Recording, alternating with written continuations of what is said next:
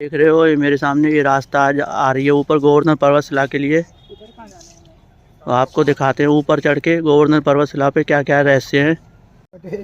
ये भगवान के नेत्र हैं, ये मुखारबिंद है, ये ऐसे लेटे शाम शिला से भगवान लेटे हुए चरणारविंद है।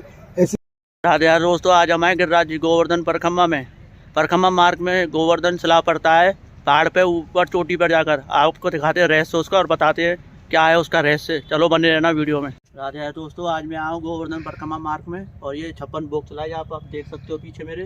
तो आपको जानकारी दिलवाते हैं पूरे पंडित जी से। तो पंडित जी इसके बारे में पूरा विस्तार से बताएंगे आप लोगों को।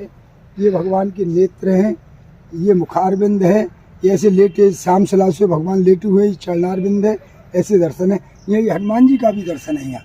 ये पर्वत लिए हुए, ये पर्वत देखो गौर से देखो, ये हनुमान ये पर्वत का स्वरूप है, ये हनुमान जी का दर्शन। इसमें गिरिराज जी की हर शिला में साक्षात कोई ना कोई दर्शन है, लेकिन उसके लिए वो समझ ले कि हमारी दृष्टि भाई इतनी भक्तों की नहीं, जिसकी दृष्टि है उसको ये दर्शन। अब ये दर्शन ये कोई छैनिया थोड़ा से बड़े थोड़े ही है, ये सब प्राकृतिक है, भगवान कृष्ण के ही समय के हैं। ये प्राचीन शिला आज की नहीं है।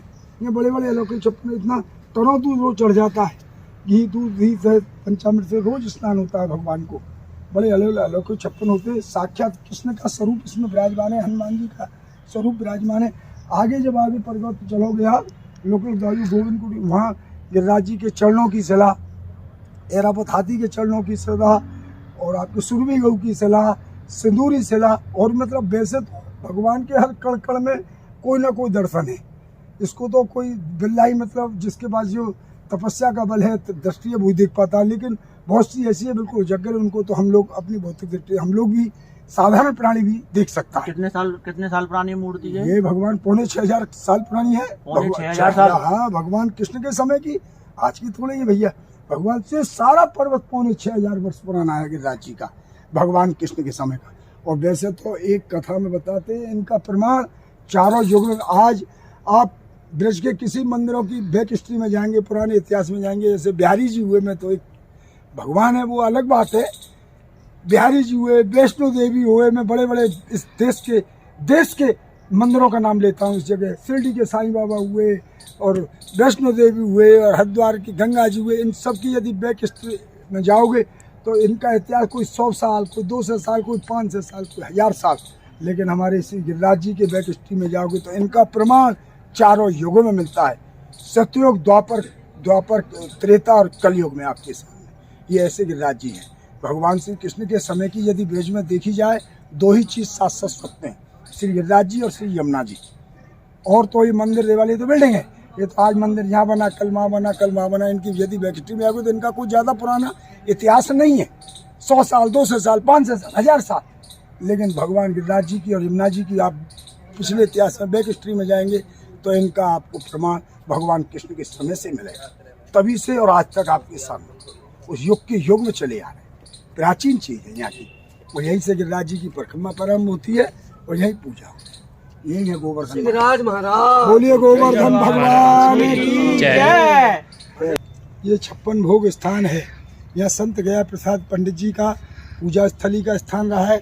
और यहाँ सब जितने भी बड़े बड़े विशाल 56 भोग होते हैं गिरिराज जी के, मथुरा वाली गिरिराज सेवा समिति के जो भी 2 दृष्टे हैं उनके बहुत अलौकिक 56 भोग यहाँ प्रतिवर्ष होते हैं। और यहाँ आम जनता भी, आप भक्त भी सब 56 भोग लगाते हैं। ये 56 भोग की पूजा का सबसे बड़ा स्थान है। और ये इस गिरिराज पर्वत का सेंटर पॉइंट भी है। आधा पर्वत इधर है, आधा इधर है, आप देख रहे हैं। ये पर्वत का मध्य है। यहाँ भगवान कृष्ण गोवर्धन पर्वत को भी उठाया और बाद में जब इंद्र ने कोप किया तो 7 दिन रात बारिश किया तो भगवान कृष्ण ने जब 56 भोग लगाया तो वो 56 भोग का एक प्राचीन स्थान है। यहीं से गिरिराज जी की 21 किलोमीटर की परिक्रमा लगाई जाती है। यहीं हमारे यहाँ ब्रज के बड़े माने हुए संत हुए हैं, संत गया प्रसाद पंडित जी महाराज, उनके सामने ये समाधि स्थल भी है। और वो यहीं अपनी पूजा अर्चना, सेवा, सौनी सेवा, और ये बाल कृष्ण के रूप में भगवान कृष्ण उनके गोदी में खेले हैं। ये इन्हीं के रूप में, ये गिरिराज जी विष्णु का ही स्वरूप है। यहीं भगवान कृष्ण ने गोवर्धन पर्वत को उठाया है, 56 भोग खाया है। जब इंद्र ने कोप किया था, 7 दिन रात बारिश किया था, इंद्र के जब कोप किया तो यही भगवान ने गोवर्धन पर्वत को उठाया है इंद्र के डर के चलते। यही स्थान है प्राचीन। और यहीं भगवान की पूजा सुबह 5 बजे से 2 बजे तक प्रत्येक यात्री अपने हाथ से भगवान को दूध चढ़ाओ, जल चढ़ाओ, माला पहनाओ, अपने हाथ से पूजा सेवा करते। फिर 3 बजे के बाद पूजा बंद हो जाए, फिर स्नान करके भगवान का भोग का प्रसाद का दर्शन होता है। और प्रति साल आप दर्शन के लिए आए, नवंबर अक्टूबर की पूर्णमासी होती है, अक्टूबर नवंबर की, उसमें यहाँ बहुत विशाल अलौकिक 56 होते हैं।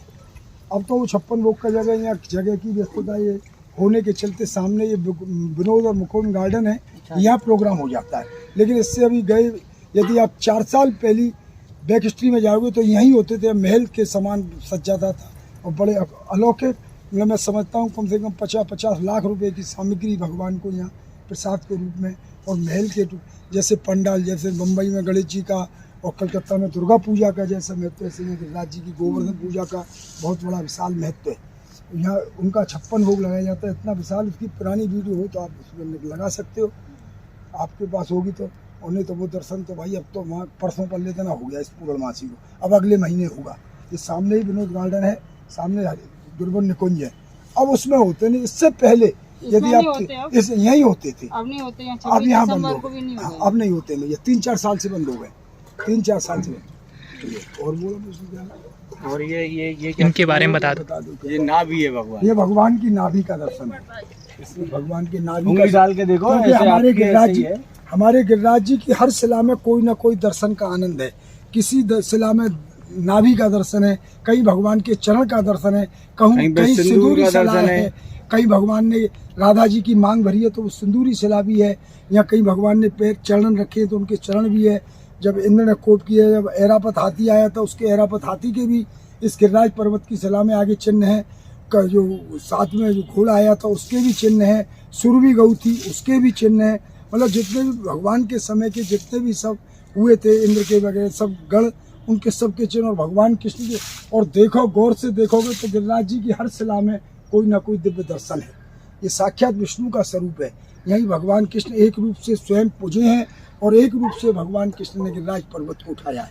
जब पहले हम और आप सब, ये हमारा भारत देश कृषि प्रधान देश है, पहले हम और आप सब इंद्र की पूजा करते थे। जब भगवान कृष्ण ने मथुरा में अवतार लिया, जन्म लिया, तो इंद्र की पूजा की तैयारी चल रही थी। नंद बाबा यशोदा मैया से भगवान बोले कि आज किसकी तैयारी हो रही है हमारे घर में? बोले कि इंद्र की पूजा की तैयारी हो रही। तो भगवान बोले, मैं संपूर्ण ब्रह्म परमात्मा, तुम्हारे घर में मुझसे बड़ी और किसकी पूजा? तो इंद्र की पूजा करते थे। क्यों? कृषि प्रधान देश है हमारा भारत, और कृषि के लिए जल की सबसे ज़्यादा महत्वपूर्ण है, और जल के दाता इंद्र भगवान है। हम और आप पहले आज से 1500 साल पहले इंद्र की पूजा करते थे, हम पूरे भारत देश में सब। जब तो पता भी नहीं था, भगवान कृष्ण ने जब अवतार लिया तो भगवान कृष्ण बोले कि आज से इंद्र की पूजा नहीं, आज गिरिराज जी की पूजा करनी। तो वो गिरिराज जी के समित सब ब्रजवासियों को, नंद बाबा यशोदा मैया को भगवान श्री गिरिराज पर्वत की समझ खिलाई, और यहाँ उन्होंने गिरिराज जी की पर्वत की पूजा की। जब नारद जी ने आके देखा, नारद जी आए श्रीमन नारायण नारायण करते हुए, उन्होंने देखा यहाँ इंद्र की पूजा होती थी ब्रज में, इस मृत्यु लोक में, इस पृथ्वी लोक में। उनने जाके ये सूचना, और यहाँ पर्वत की पूजा करा रहे थे भगवान। तो इंद्र ने ये सब खबर जाके इंद्र को दी, नारद जी ने इंद्र को दिया कि भाई तुम्हारी पूजा होती तो आज तुम्हारी पूजा ब्रज में नहीं हो रही है। आज तो एक पर्वत की पूजा, एक छोटा सा बालक किसी पर्वत की पूजा करा रहा है। तो इससे इंद्र कुपित हो गया, नाराज हुआ। भाई स्वाभाविक है, जिसकी पूजा करते हो उसकी एकदम पूजा को रोक देंगे तो नाराज होगा। तो उसने इंद्र ने सब मेघमालाओं को आदेश दे दिया, इतना पानी बरसाओ ब्रज के ऊपर कि ब्रज नाम की चीज नहीं है, भारत के नक्शे में से ब्रज नाम की चीज खत्म, मतलब समुद्र में जलमग्न हो जाए, मतलब जल प्रलय हो जाए, एक तरह से खत्म हो जाए। तो 7 दिन 7 रात इंद्र ने मूसलधार, जो मूसल होती थी पहले हमारे यहाँ माता बहन पुराण से, मूसल जो बाजरा और गेहूं कूटती थी, इस प्रकार की मतलब मेघमालाओं को इंद्र मालिक थे। इंद्र ने सब मेघमालाओं को ऐसा आदेश दिया, इतना पानी बरसाओ ब्रज के ऊपर कि ब्रज नाम की चीज भारत के नक्शे में नहीं बचे, खत्म हो जाए। तो 7 दिन और 7 रात इंद्र ने कोप किया, और बारिश को, सब मेघमालाओं को तो बारिश हुई। तो जब ब्रजवासी और सब नंद बाबा देख ले, लाला हम तो थे पहले कह रहे, इंद्र नाराज हो गया ना, अब हम डूब जाएंगे, बह जाएंगे। भगवान बोले कोई बात नहीं। तो भगवान कृष्ण ने इस गोवर्धन पर्वत को कन्या उंगली, ऐसे मतलब छतरी के रूप, मतलब जैसे हम छाता लगे बारिश से बचने के लिए हम छाता। तो ये हमारे गिरिराज पर्वत उस समय जब भगवान ने उठाया, आज से 5,500 लगभग साल पहली बात है ये भगवान कृष्ण। उस समय इस पर्वत की ऊंचाई और चौड़ाई लंबाई बहुत विशाल हुआ करती थी। यानी सूर्य नारायण इधर से, यहाँ पूर्व दिशा है इधर मेरे मुंह के सामने, और इधर पश्चिम दिशा है। जब सूर्य नारायण निकलते थे तो इसकी छाया आगे बरसाने, इधर पश्चिम दिशा में बरसाना शहर बरसाने। है राधा रानी का, राधा रानी यानी यहाँ बरसाना। से 20 किलोमीटर है। तो वहाँ छाया जाती थी। जब सूर्य नारायण अस्त होते थे, अब सामने देखो अस्त होने जा रहे हैं इधर पश्चिम दिशा में, जब तो इनकी छाया इधर मथुरा, यहाँ से वो भी मथुरा 20 किलोमीटर वहाँ छाया है। इतने विशाल का ये गिरिराज पर्वत थे। तो भगवान कृष्ण ने पर्वत को उठाया और उसको सुदर्शन चक्र को छोड़ा, जिससे आधा पानी सुदर्शन चक्र ने पिया और आधा उस पर्वत के उससे रुका। जब ब्रजवासी सब नीचे, जब फिर नारद जी को फिर भेजा है इंद्र ने, देख क्या ब्रज में क्या बचा है। देखा नारद जी ने आके, यहाँ तो खूब आनंद हो रहा है, कोई बूंद का प्रभाव, बारिश का कोई प्रभाव नहीं हुआ, कोई प्रभाव नहीं। नारायण नारायण करते जाके इंद्र को बोला भैया माँ तो तेरी बारिश का कोई प्रभाव, वहाँ तो कोई सर नहीं, यहाँ तो भगवान, वहाँ तो आनंद और खूब आनंद हो रहा है। ब्रजवासी नाच रहे हैं, झूम रहे हैं और गिरिराज जी की जय जय मच रही है, जय जय का आनंद हो रहा है। 56 भोग लग रहे हैं, प्रसाद लग रहे हैं।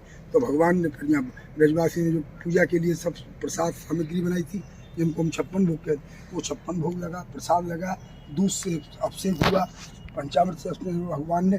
तो फिर इंद्र को जब ये सूचना भी, तो इंद्र भी समझ गया कि कोई साधारण चीज, कोई भगवान की ही लीला है। तो इंद्र भी फिर माफी मांगने शरण में आया है। अपने ऐरापत हाथी को साथ में लेकर सुरभि गौ को, कामधन गाऊ को, तो पैधारा सुरभि दही और इंद्र की योगराज, हे गोविंद प्रार्थना किया है इंद्र ने। तो भगवान से माफी भी आया कि भगवान मेरे को पता नहीं, आपकी लीला है, आप स्वयं। तो इंद्र भी शरण में आया है। तब इंद्र का मान को भंग किया है भगवान ने, और तभी से हम और आप गिरिराज जी की पूजा, गिरिराज पर्वत की पूजा हम और आप करते हैं। और आज भी प्रति महीने इस गिरिराज गोवर्धन की परिक्रमा लगाने में समझता हूँ लगभग 25 से 30 लाख यात्री श्रद्धालु इस गोवर्धन गिरिराज हर पूर्णमासी को आते हैं। और गुरु पूर्णिमा होती है, जैसे श्रावण मास होता है, जैसे अभी अधिक मास, इसमें तो करोड़ों की तादाद में, मतलब हमारे हिंदुस्तान के 4 बड़े तीर्थ हैं, जैसे जो कुंभ होते हैं, कुंभ के मेला, कुंभ हरिद्वार का, नासिक का, उज्जैन का, इलाहाबाद का, ये 4 कुंभ में, उन 4 कुंभों का गवर्नमेंट के सर्वे में देखा जाए तो 1 से 1.5 करोड़ की जनसंख्या आती है। 40 दिन का उनका समय होता है। लेकिन यहाँ गिरिराज जी की परिक्रमा, गुरु पूर्णिमा जो होती है, अधिक पूर्णिमा जो अभी गई है इस श्रावण मास में, इसमें 5 दिन का ही गवर्नमेंट का सर्वे, कम से कम 1 से 1.5 करोड़ यात्री या गिरि गोवर्धन की पूजा अर्चना करके, गिरिराज जी को पूजा करके और गिरिराज जी की परिक्रमा लगा के जाते। ऐसी आस्था हम सब ब्रजवासियों में, सब संसार के सब कोने कोने से, यहाँ हर प्रांत से, देश के सुदूर प्रांतों से श्रद्धालु यहाँ आते हैं और भगवान की जय मनाते हैं। और जो भी भक्त जिस भावना से भगवान की पूजा करता है, उसकी मनोकामना से गिरिराज जी महाराज अवश्य पूरा करते हैं। क्योंकि गिरिराज जी स्वयं विष्णु जी का और कृष्ण का ही स्वरूप है। जब पूजा किया कराया था तो एक रूप से भगवान स्वयं विराजमान हो गए थे पर्वत में, और एक रूप से सब ब्रजवासियों के साथ में पूजा किया। इसीलिए कि कहा गया, एक रूप से पूजत है और दूजे रहे पुजाए, और सहस्त्र भुजा फैलाए के और मांग मांग के खाए। तो भगवान की ये लीला है यहाँ की गिरिराज जी की। और तो भगवान की हरि अनंत और हरि कथा अनंता, भगवान की कथा का कोई। और यहाँ हमारे यहाँ के ब्रज के सबसे बड़े संत हुए संत गया प्रसाद पंडित जी, उनकी समाधि स्थल है यहीं। उनने ये सामने, ये आप लोग देख रही होगी, उसको अभी चल के दिखा सकते हो समाधि स्थल, हाँ ले लो। पॉज कहाँ से होगी तुम्हारे फोन में? ऑप्शन आ रहा होगा। अच्छा, ये संत गया प्रसाद जी की, यहाँ के हमारे बहुत बड़े बहुत बड़े संत हुए हमारे ब्रज के। ऐसी साधना, ऐसा संत होना बहुत दुर्लभ है इस कलयुग में।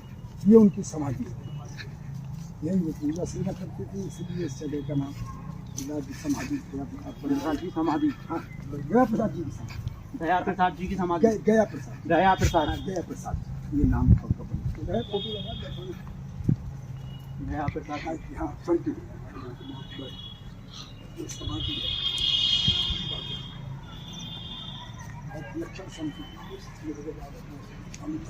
ये बाबा, ये उनकी समाधि बनी हुई है, ये समाधि स्थल है। यही वो उनको अंतिम संस्कार, उनको अंतिम मतलब समाधि से मतलब अंतिम संस्कार यहीं पे हुआ था। संत जी, अच्छा जी, बहुत लक्षण संत, ऐसा संत होना इस कलयुग में बहुत बड़ा मुश्किल है। इतनी साधना इनकी थी, ऐसे संत हुए हमारे ब्रज के, अलौकिक संत हुए। भगवान ऐसा बताते हैं हमारे पूर्वज कि भगवान गोपाल जी के रूप में इनकी गोदी में खेलते थे। ऐसा इनका दिव्य पराक्रम, इतना तपस्या का बल था कि भगवान भी उनकी गोदी में खेले।